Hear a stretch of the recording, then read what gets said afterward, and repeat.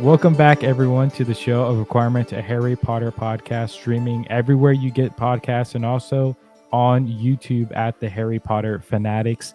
I'm your host, David Gonzalez, and I'm joined by my very good friend, Abby Tooley. Hello. I don't know why I did that. Things just happen, Yep. when it's nighttime and you're recording a podcast. But we are back with another episode, and we are talking through, for I think the very, very last time, Hogwarts Legacy. And this is not going to be something that we kind of skirt around. I think we're really going to be discussing all the spoilers. We've already done so many spoiler-free reviews along the way throughout this season, and so we're not going to do that in this episode. We're just going to go straight into it. As you know, Abby and I have more positive feelings towards the game than our co-host Spencer. So maybe, and I think he would agree with this, I think it was probably good that it's the two of us doing this. But honestly, I wish Spencer was here so he can give us his thoughts of playing the game. Yeah, there's part of me that wants to know, like his unfiltered, all the thoughts. Yeah, and so maybe when he comes back, he'll let us know what he thought of the game. But what we're about to do is that Abby and we're going to give our full thoughts on the main story. Oh, yeah. We're going to talk through character story arcs throughout the game, and then we're also going to be talking about like how the combat system, the score, favorite characters, all of that kind of stuff. And so, Abby, I'm going to let you get us started with this question. What are your overall thoughts on the game as a whole after playing the main story and all of that? What are your thoughts? I, as a whole, really enjoyed the game. It felt, well, one, I love like third person point of view games. Not third person, but like where you're not like, it's not first person, where you're like in the middle of everything. Right. So like the games I love to play are like Assassin's Creed or like Star Wars Jedi Fallen Order or Survivor, which I've started. Ooh, nice.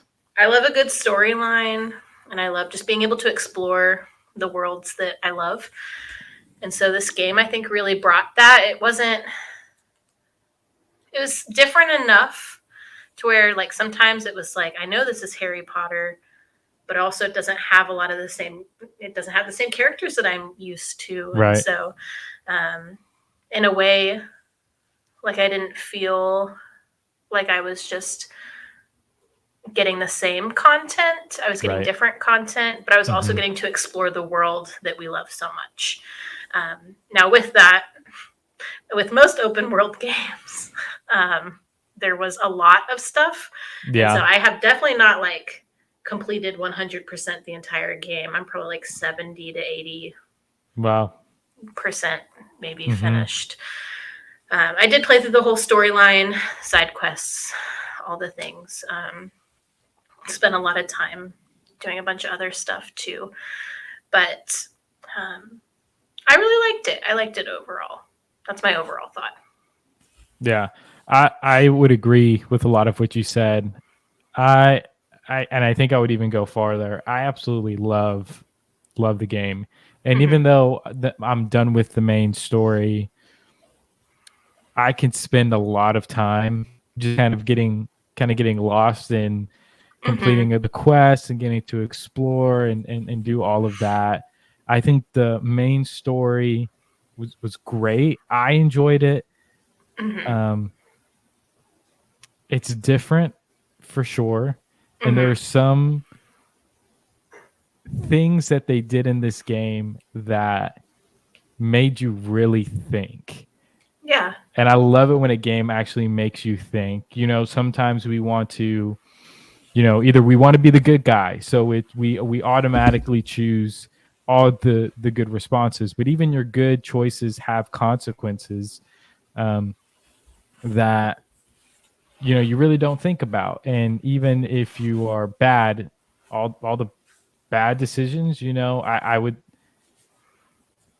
if this is just me, maybe no one else feels this way, but even if I was trying to be a bad guy,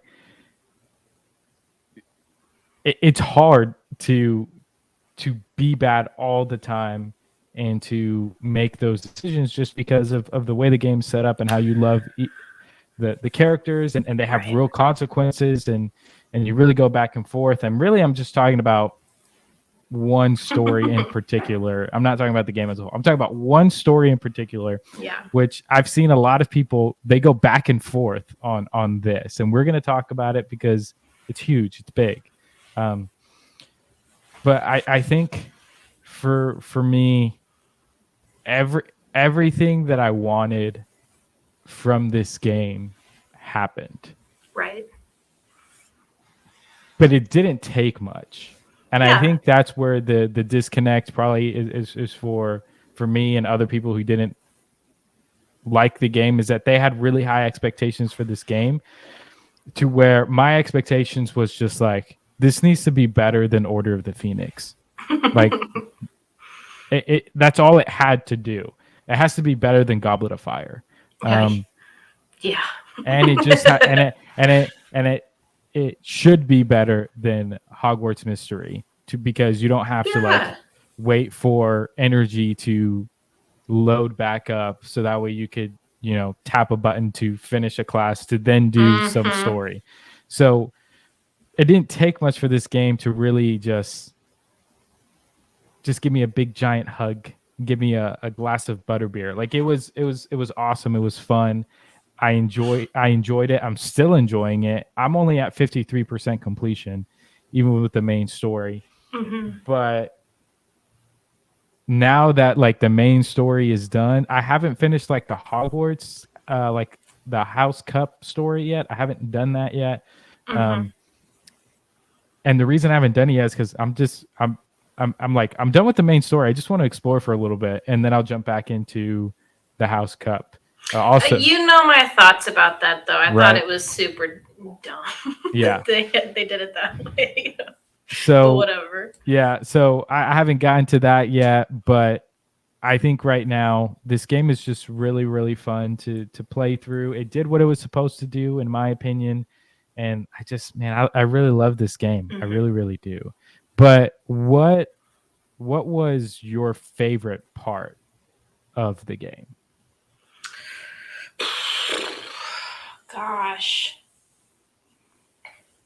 I mean, my favorite, I don't know if my favorite part of the game, my favorite thing about the game, I don't know if that's the same question that you're asking or not. We'll see.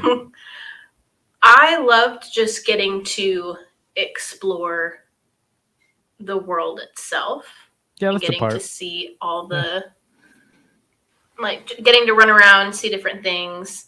I honestly really enjoyed capturing magical beasts and bringing them back to the room of requirement and naming them and taking care of them. But that's just something cute and fun that I thought they included. I really did enjoy doing like the different tasks, like the different trials. I find I still have some questions or some things that I'm kind of like, a little confused by at the end of this game. But I appreciated as well. I'm not very good at like strategic combat. And I think that this game didn't require a whole lot of like strategy or like knowledge of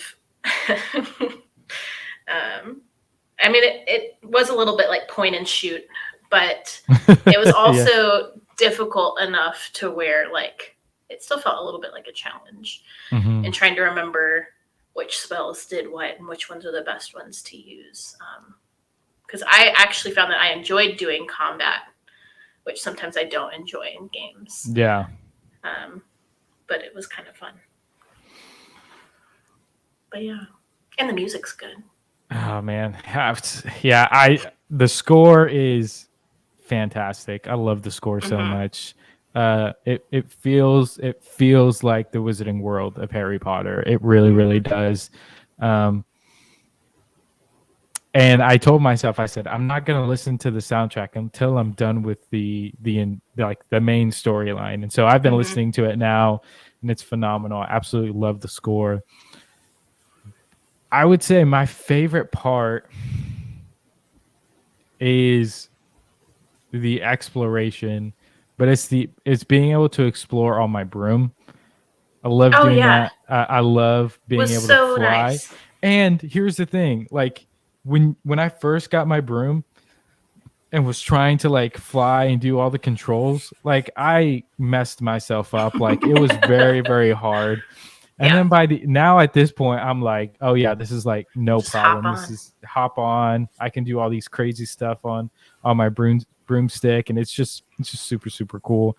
But I do think that I loved the main story a lot. I was always excited when I was able to do the main story. And when I say able to do, I mean like there was some times where I was like, well, I can't do that. Like, it's just how I'm wired. Like the main story comes last. And if I see that I have like an extra side quest or companion story, I'm going to do those first. And then I'm going to get into the main story. And so when I finally got to the main story, I was always excited about what was going to happen. I loved doing the trials and getting to see in the pensieve of the memories of that was pretty cool. And so I was, man, the main story for me was so good. There's only one thing that made me a little bit upset, and we'll get into it when we talk about the main story. But yeah, I think being able to be the main character in this, yes, I get it. They don't say your name ever. I think you're asking for a lot if that's what you expected. Especially when it's like a create your own player. Play some other games to where you have to name your character and they'll call you, the hero of Tython or Master Jedi all the time. Like, it's not a huge deal. So being able to make my own character who has a significant story in the timeline of the Wizarding World, just phenomenal. I loved it. This may be a small thing, but I loved it. The fact that you could change your appearance, like no matter what like clothing item you decided to put on, you would still keep the stats and the name of it, but you could make it look like a different clothing item that you'd already collected. And I liked that a lot because I've played games where you're just stuck wearing whatever has the best stats. Yeah. And then it's just like, oh, it doesn't look good though. I love being the stylish wizard who always looks good. And you're right. If you kept on what you had to have equipped, we would have looked so funky. it really begs the question of why did they make the most funky outfits have the best stats? Like, that's true. To me, it doesn't make sense. I don't know why they do it. I think every game should not do that because it's not just Hogwarts Legacy. It's a lot of these kinds of games to where the ugliest armor has the best stats, and I just don't get it. We talked about it a little bit, so we're not gonna talk about it a lot. As someone who is not a combat gamer, meaning I'm terrible at Battlefront 2. Sorry, everyone. I don't play Call of Duty. I'm really bad at Battlefront. I hate shooting games like Lego Star Wars or Lego games that have a combat. That's right up my alley. But it's me just hitting X a bunch of times. So I think you and I share a same sort of combat style. But yeah. But in this game, in Hogwarts Legacy, I loved the combat system. I thought it was easy enough, yet just complicated enough to make you feel like you were a master, like you were a master, like duelist.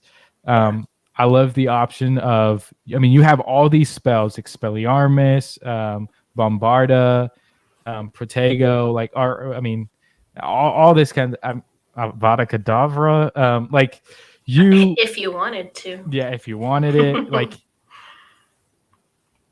and that's a lot to have, and especially on, like, you only have 4 buttons. The ability to, like, quickly change your set and to bring out new spells. It did. It took me a little bit as well, but by the middle, I was able to, like, really, really get the hang of it, and it's just really, really fun. I'm not just hitting the R trigger for the longest time. Like, I actually get to use all my spells and everything. It was just, I love the combat system. It was amazing. Yeah, I agree. So let's get to the main story. Like I said, I told Abby this, I think, off camera. I don't think I said it on camera. I think I might have said it on camera. But one of the biggest things about this game is that, yes, you do come into the game as a 5th year. You're a new student, a new 5th year student who is able to see traces of ancient magic that only 2 other people in history have ever been able to see, at least in modern memory. And so you kind of have to go through these quests and these trials because there are people who are keepers of, like, this secret knowledge and this ancient power and its history, and all of those kinds of things. And you have to, along the way, stop this goblin. I'm blanking on his name. It's okay, I did too. But Ranrock. Ranrock. Yeah. So you have to stop him because he's after this ancient magic as well, because goblins were a part of this and part of this, of discovering this and containing this kind of magic. So Spencer brought this up. I think you brought this up too. And it was everyone had this question. It wasn't just you two. It was everyone had this question of, like, okay, well, why are you coming in as a 5th year? Like, how does that make any sense because of all of that? Here is the official answer of why you're coming in to this game as a 5th year. You're just starting off at Hogwarts. Those who could see, there's only been 3 people who have been able to see ancient magic and wield ancient magic, and it is oh shoot, I keep forgetting people's names. And that's Isadora. Yes, Isadora is one of them. And then forgot the other guy's name. Oh shoot.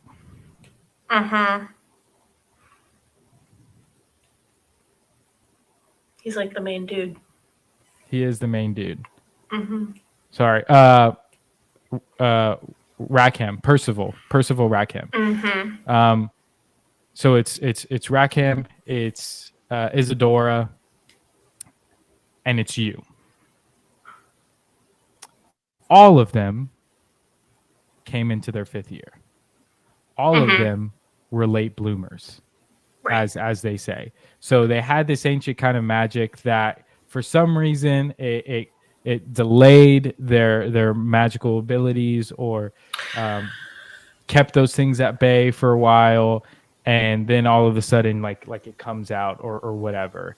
Which I think I had missed or misunderstood. I didn't quite know if it was like they couldn't see ancient magic until their 5th year, or they didn't have any magic until their 5th year. Yeah, I think I think it's definitely like like the ancient magic for some reason has a delay effect, and that might not, people may not love that explanation. They may not, they'd be like, oh, that's kind of dumb that they did it that way. It's fine. But yeah, it's okay. And so the story for me, so first of all, I loved the story with Isadora. I really, really did. I think when you look at her character and her upbringing and what her life was, she was trying to make good of a terrible situation with her. You know, she grew up in this land that was like just in a it seemed like a constant state of famine. Like they couldn't, there was no grass, no water, no nothing. These wizards come up and they are able to bring life to this community, to this group of people.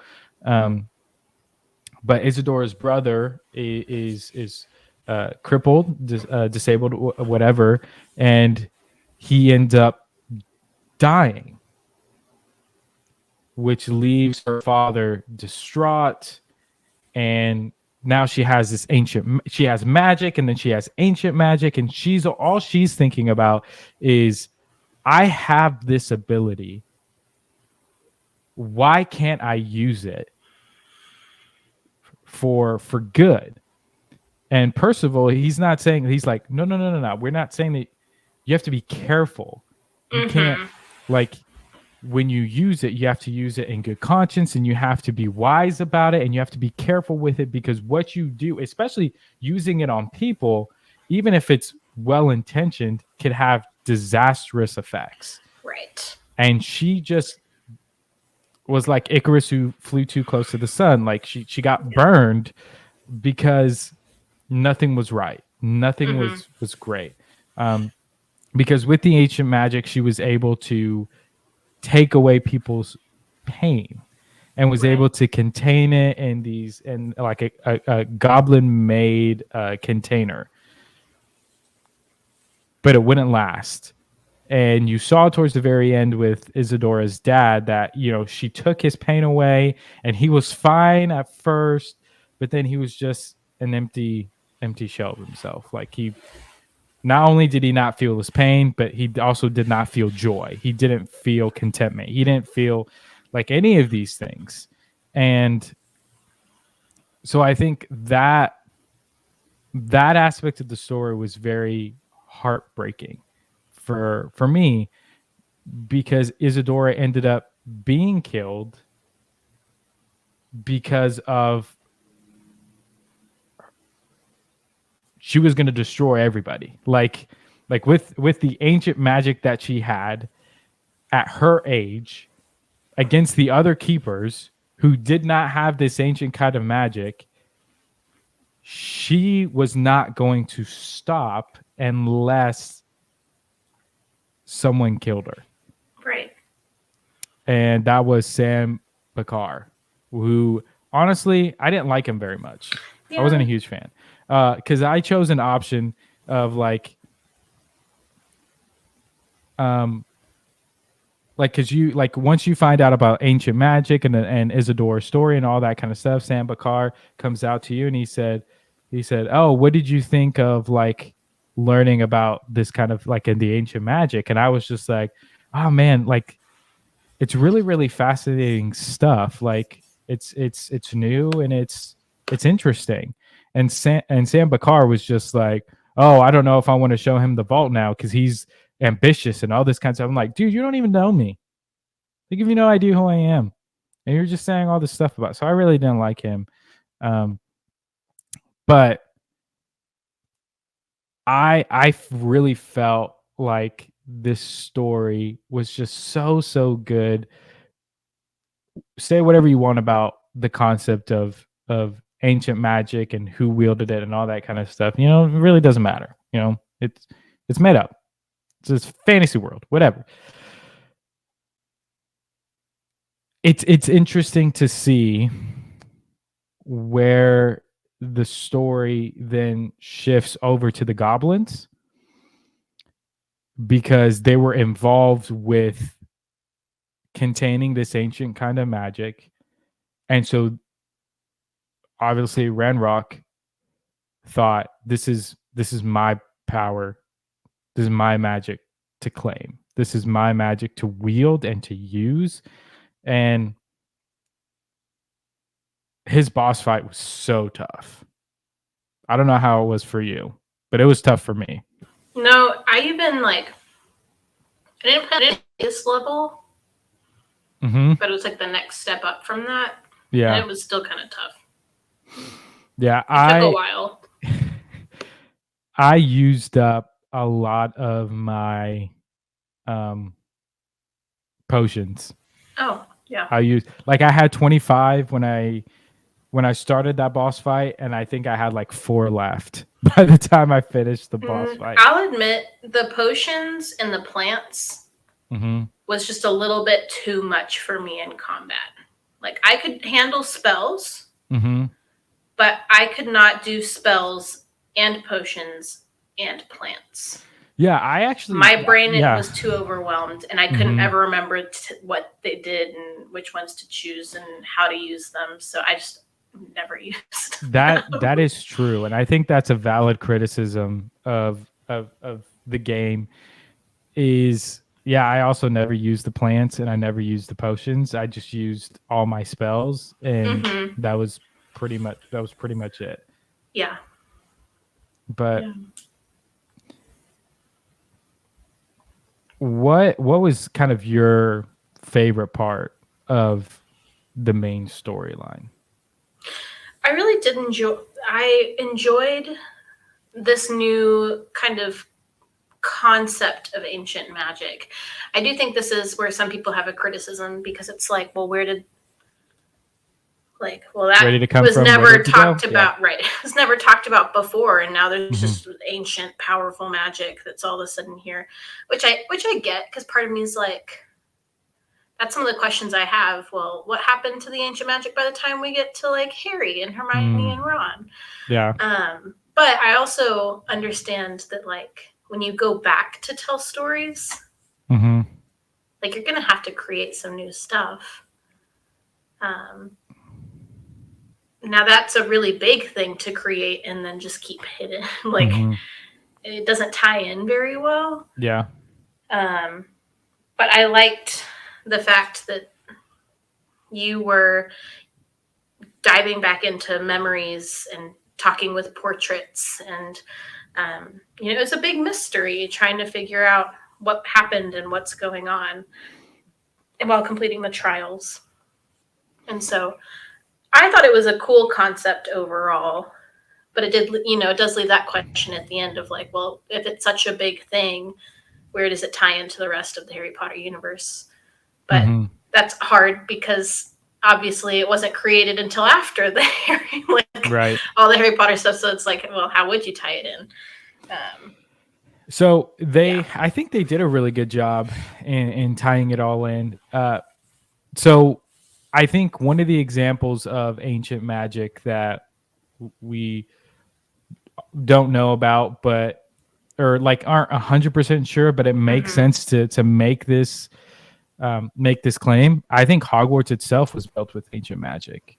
Whether the founders were a part of that or if it was the architect of Hogwarts, I do believe that. Well, I mean, because Percival Rackham, he, like I said, with Isadora's with her community and their land, he used ancient magic to create life and to create beautiful things. And so that can also be said about Hogwarts itself, that Hogwarts was created using ancient magic. Then we have Percival and Isadora, who are both able to wield ancient magic.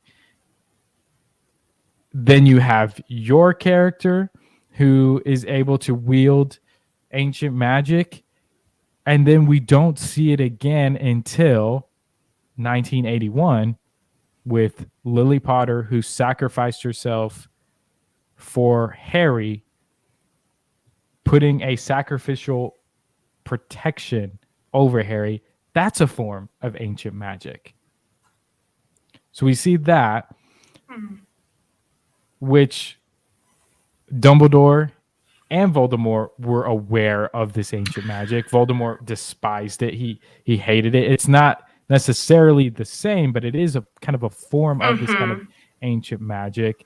And then you also had the Harry doing it himself in the Deathly Hallows when he sacrificed his life for his friends and comrades in the Battle of Hogwarts, and then they were protected during the Battle of Hogwarts because of the sacrifice that he made on their behalf.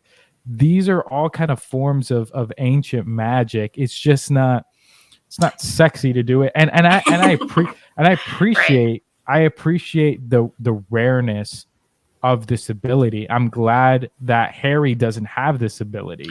Yeah. Because it really just, if this is supposed to be a rare thing that doesn't happen very, very often, I mean, I think I would love a story where it talks about ancient magic. Like we get to explore it. Like maybe there was a time to where ancient magic was this huge thing and not everybody had it, but more people, more, it was more frequent back then. And then something disastrous happened, catastrophic happened, and it severed wizards' ability to not just harness, but even be able to detect and to see ancient magic because of this like kind of huge thing that at some point becomes legend. Right. Maybe that is where the story goes.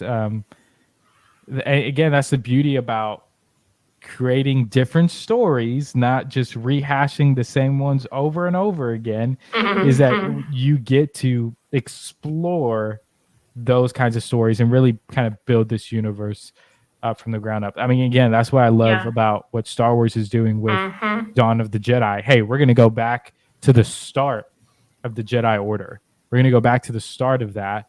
And it's going to be awesome. It's going to be cool. And so I think that those things need to happen to help better explain all these kinds of things.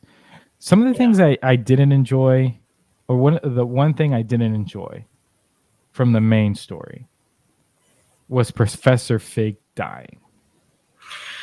I didn't need that. No, I didn't like it. It kind of like undercut like what you just did. And again, in my head, it doesn't make sense. Like, okay, Ranrock clipped Fig. He destroyed me a couple of times, and I survived, and Fig, like, I don't know. Now, it could also be like he was, since he was older, it took everything out of him to I don't know. I didn't need him dying. I didn't need that death. Elazar was probably one of my favorite characters. And for him to die, I just wasn't a huge fan. Bum. Is there any is there any part that you didn't like? I mean, fan of? Yeah, I wasn't a huge fan of that for sure. Is this the section where we start talking about Sebastian? Or is that not main story? No, I mean it's not weird because it's like it feels. It does feel main story a little bit, but it's also not at the same time. I mean, yeah. So we can get into it. Let's talk about Sebastian's character arc story. Yeah. Sorry, I'm looking at your outline and you said things that messed you up. I feel like this was something that really messed me. Then go for it. Go for it. Well, Sebastian was one of the people at the beginning that it's like, he was a Slytherin that I that I appreciated and respected. And I was like, when I'm going to do things, I'm going to take Sebastian with me because he's solid and he's helpful. He's a hunk. Well, until he kills somebody. Yeah. And I think it's just so hard because you see one of your closest friends, because like you love Natty, you love Poppy, you get Sebastian, and he's just kind of misunderstood. He's trying to do the right thing, and he just goes down this dark path. And all of a sudden, you see one of your best buds just fall into dark magic, and then all of a sudden kill somebody. And then you have to determine whether or not you're going to turn him in. And he goes to Azkaban. Like, yeah, that's a lot of responsibility on top of what I am already having to do, which is save like the entire wizarding world. But I don't know. I think it was just something that I didn't expect. And I was just like, oh my gosh. Yeah. This is so sad. It is super sad. But that story is also just so dark and goes dark. So again, like you said, when you meet Sebastian initially, he's a good dude. He's even a dude that gets himself in trouble so that way you can do what you need to do for your main story. Like he gets caught by Peeves and the librarian when you're sneaking around in the restricted section. Gets detention and all this kinds of stuff. And he's not a Draco Malfoy. Yeah, he doesn't rat you out. He doesn't turn you in. Like which is what I saw a lot of people, that was their reason for not turning him in after he killed not just somebody, killing his uncle. Because Sebastian's entire story is about finding a cure for his sister who they believed for the longest time was cursed by goblins who were searching for like clues for the ancient magic and all that. But it was really Rookwood, who is a trash bag of a character. But he's trying to find this cure. He believes dark magic is the key. So he's diving deeper and deeper into dark magic, even though Ominous, who's another character in this story, who I loved. I thought he was he was great. He was rough at the beginning, but obviously as the story goes on, he they switch. Yeah. And so even Ominous is able to see, okay, this is not good. This is not heading in a good direction. And so when all this stuff breaks down of, oh my goodness, he's like, Sebastian is not doing some great things. And then, man, his sister is even saying, hey, you need to stop. This is not good. Like, this is not the way. And then, like, Sebastian turns on you in some moments. Like, he snaps at you. And I'm like, dude, I'm just trying to help you. Do what's best. I'm trying to make the best decisions here. But even just the tragedy of him killing his uncle, losing his sister Anne, like all of this. And then, like you said, you have to make the decision of whether you turn him in or not. This is the area of the game where, like I said, man, there's a lot of gray. Yeah, what'd you do? What'd you do? So I decided not to turn him in. And the reason why I said that was I felt like if I did, I was a hypocrite. And here's why I say that. You spend, like, so far, I've spent 38 hours on this game. Let's say for like 37 of those hours, I've been running around killing all kinds of poachers, goblins, Ranrock and Rookwood disciples, in self-defense, right? Let's be honest here. Let's be transparent. Sebastian's uncle was a dirtbag. Like, the fact that he tried to even the spells that he was using against myself and Sebastian, those can kill too. And I've killed you. I've defeated enemies using the spells that he is using. So let's not pretend like he's innocent. Like, he's not. He's not innocent. This is a bad dude.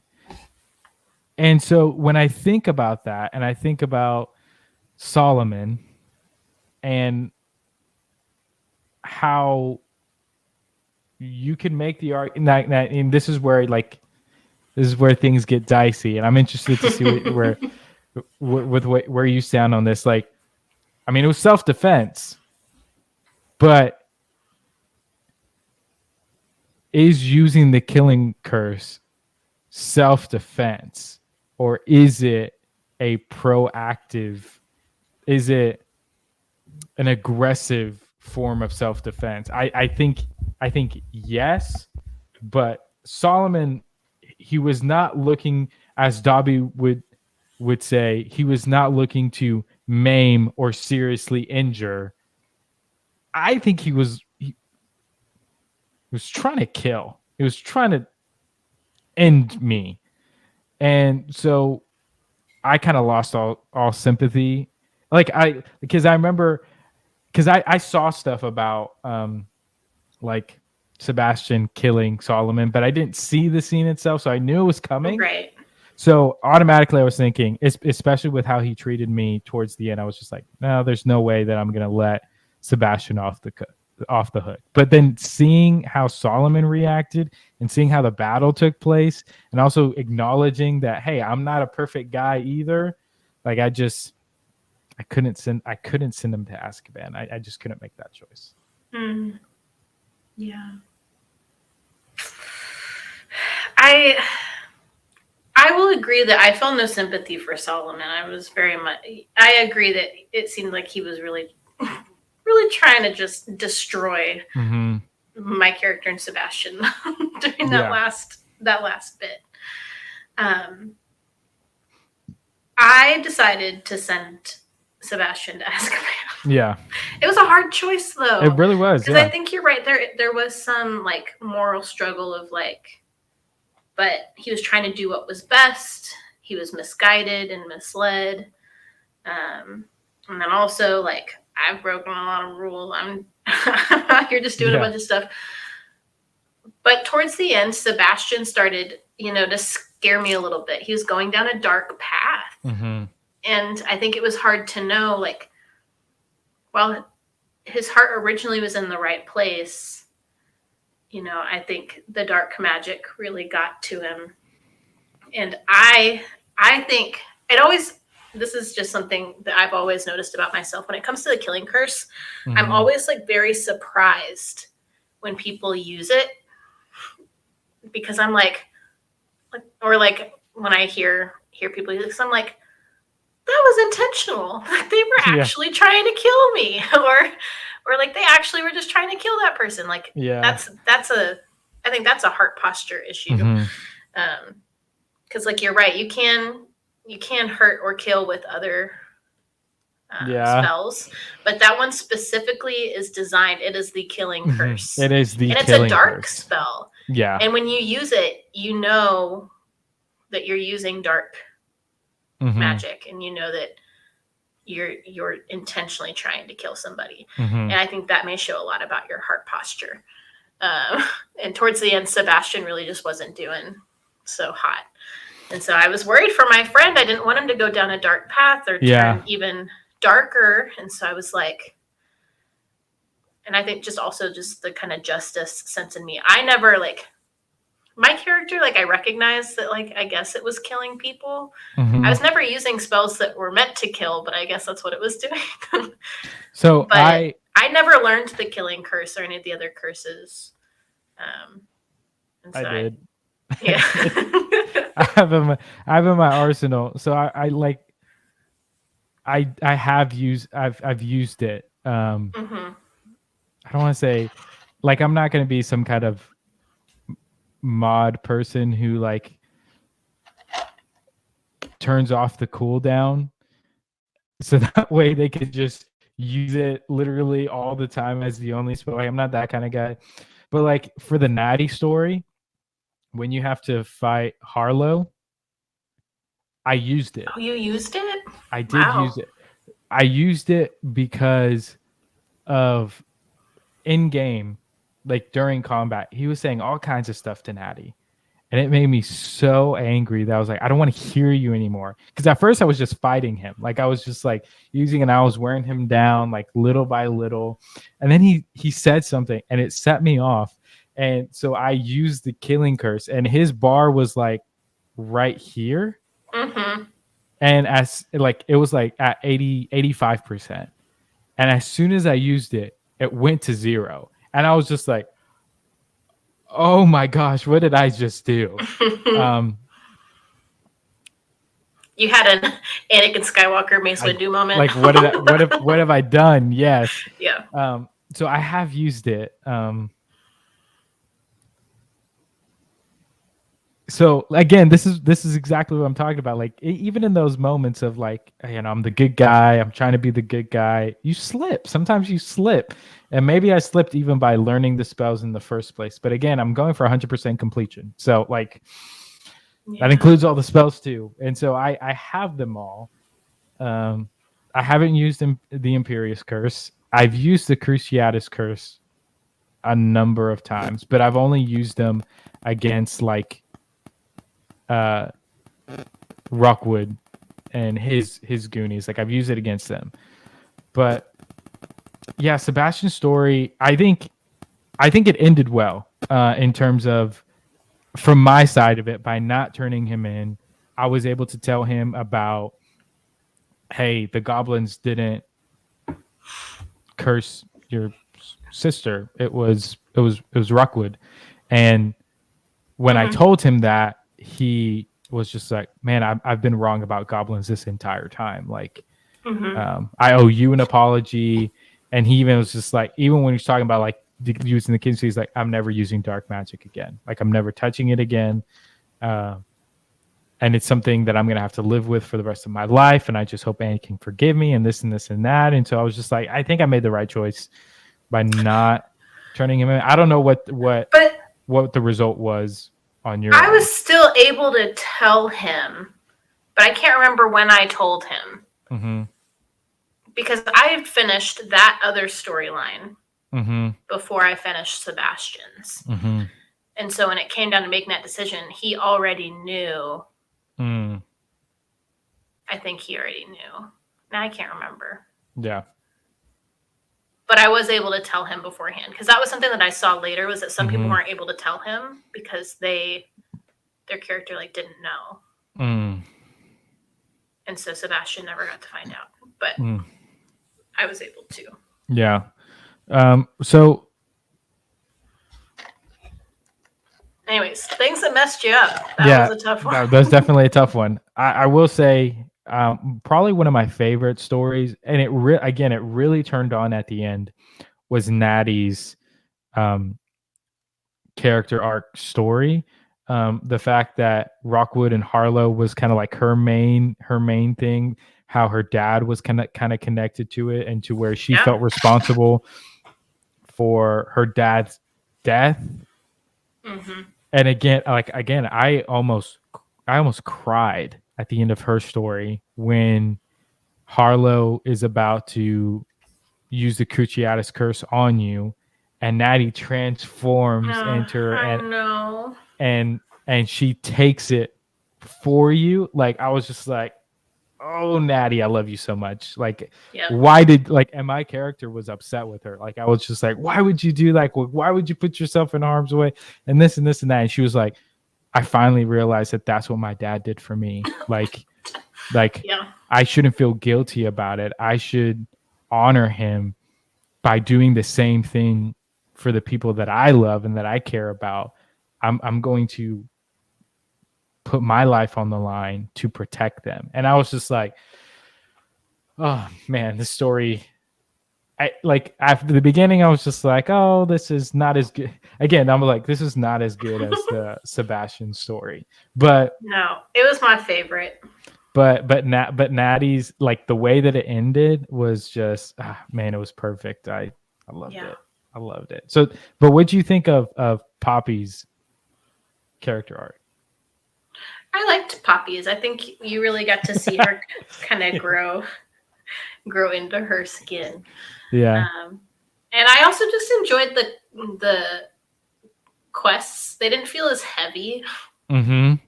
And so that was kind of nice, just to go on a little adventure and just like save some beasts. And I loved that you were like trying to find the Snidgets at the end. Yeah, that was cool. I did. Yeah, was so excited, and you got to interact with centaurs and all this stuff. So like, it was just fun. It was a little serious, like with the poachers and everything, but overall, it wasn't as like trauma filled as the other two. Yeah. And so it gave me a nice little break. Yeah, I definitely don't think it was as intense as the other two for sure. But I think what my favorite part of Poppy's story was just to find out that she comes from a family of poachers.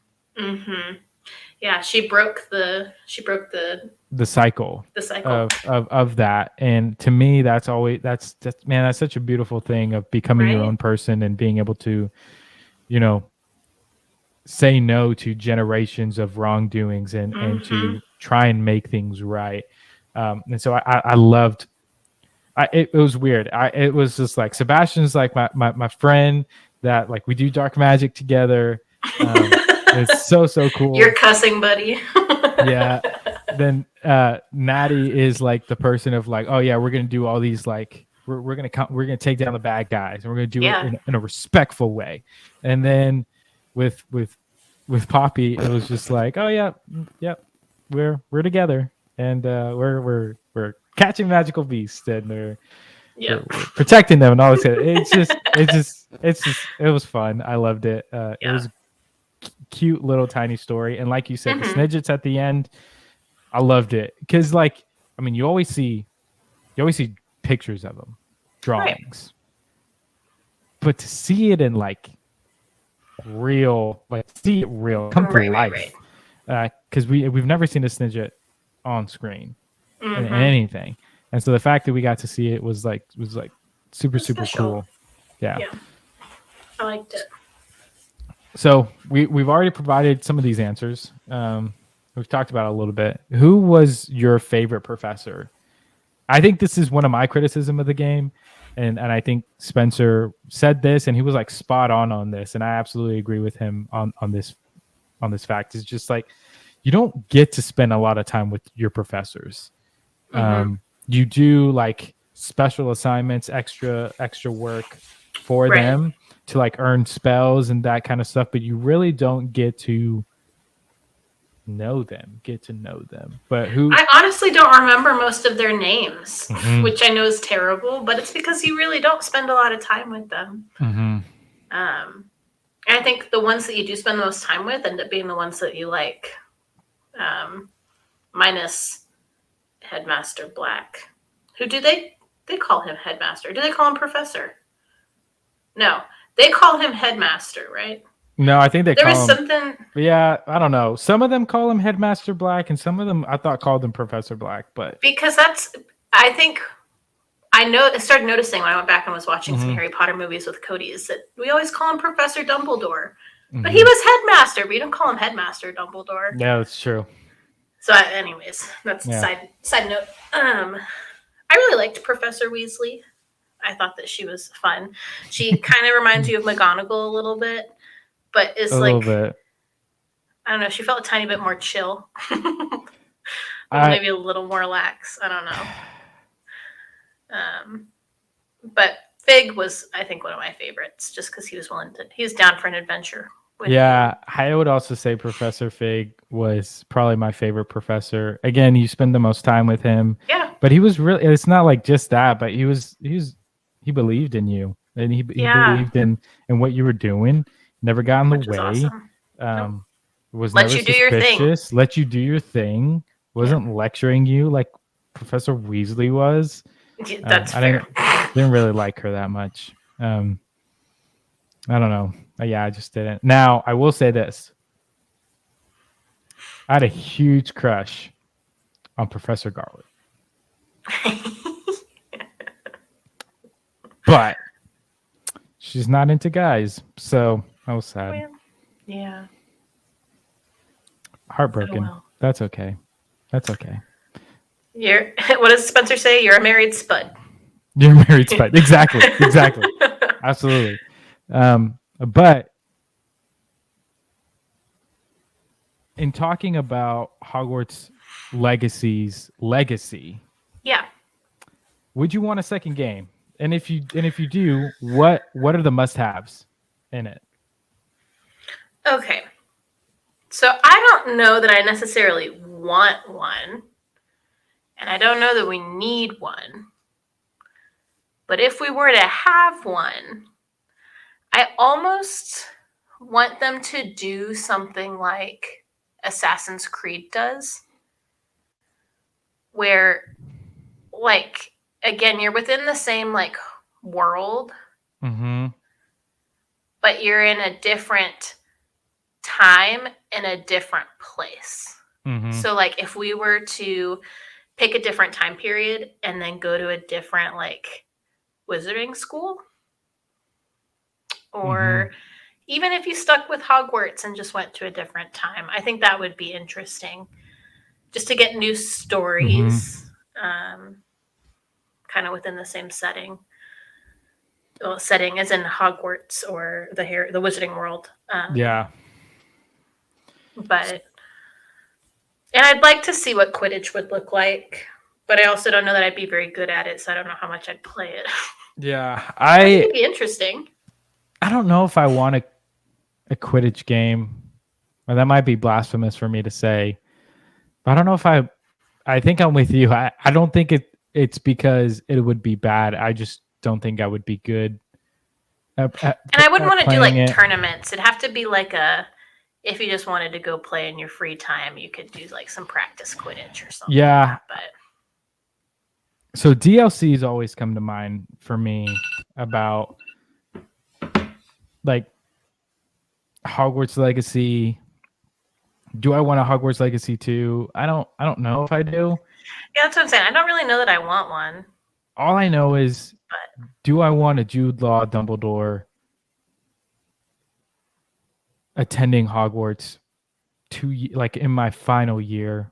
Yes, I'd love it. Love it so much. So could you do that in a DLC? Could you make it to where you didn't need an entirely new game? Now I heard that they're going to make another, like, their plan is to make this kind of like a franchise, like multiple games and kind of stuff. And I love the idea of exploring other schools within it. So maybe not like, I mean, it would be lame if it was like Elvermorning Legacy or Durmstrang Legacy. Like, no, I don't want to necessarily do that. But even then, like you were talking about, if you could make games that explored different periods of history, like that would be super fun. I would love that. I think that would be amazing to do. I don't think I need another Hogwarts Legacy though. No. I think I'm satisfied with this one. I agree. It would be, to me, it would feel like, I guess one thing that, like, it's not a complaint, it's just an observation about even the main story of Harry Potter, is that every single year there's something going on. That's been done already. We don't need another Hogwarts Legacy to be like, oh, this new danger is up in the horizon in your 6th year. Oh, another one's in your 7th year. Like, I don't think that needs to happen. I think this was a good ending for this story and this time period and all of that. So you can explore another time. Yeah. You really, really could. I think I'd like it. Like the founders, even. Mm-hmm. Yeah. You know, that'd be interesting. That would, yeah, for sure. Well, that's going to do it for us here on the show, Requirement to Harry Potter podcast. Thank you so much for listening or watching. If you are watching on YouTube, make sure to subscribe to the channel and leave a like as well. Comment your favorite part of the game if you have. If you're listening on Spotify, Apple Podcasts, or any other podcast platforms, make sure to subscribe to the podcast and leave us a review, as it helps us connect with other Potterheads in the world. And if you want to reach out to us, not through YouTube, and you want to email us at showrequirement@gmail.com, we'll gladly take that. Also, check us out on Instagram at hpotter_fanatics as well, and stay up to date, as we are looking forward to posting more towards the end of the season. The next episode that's going to be coming to you is going to be our final Hogwarts House Cup episode, where we're going to bring someone in from Ravenclaw to kind of finish us out. And we get to see which house was the best at presenting their case for the best Hogwarts house. But until next time, for Abby, this is David for the Show of Requirements, a Harry Potter podcast. And until next time, mischief managed.